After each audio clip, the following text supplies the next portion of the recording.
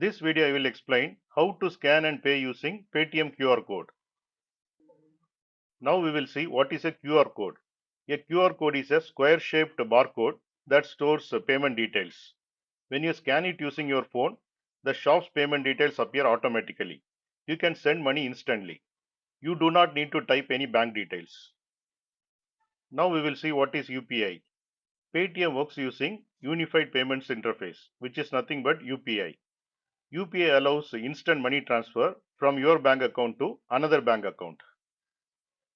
Now we will see how to scan and pay. Step 1. Open the Paytm app.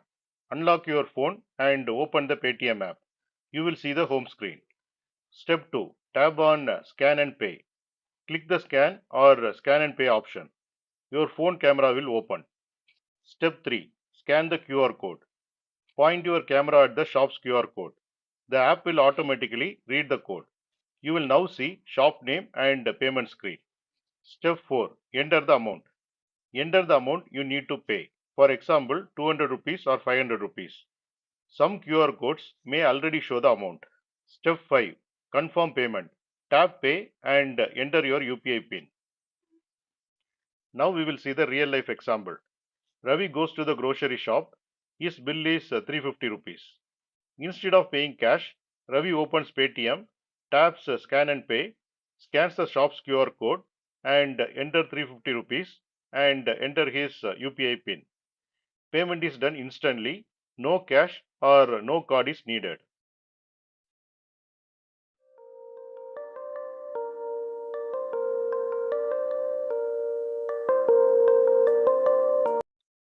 Now we will see another real life example. Priya buys tea from a roadside vendor. A vendor shows a QR code. Priya scans it and pays 20 rupees within seconds. Even small payments are easy using QR code. What are the benefits of QR code payment? Fast and instant, no need to carry cash, no bank details needed, works 24/7, safe with UPI PIN. What are the common mistakes to avoid?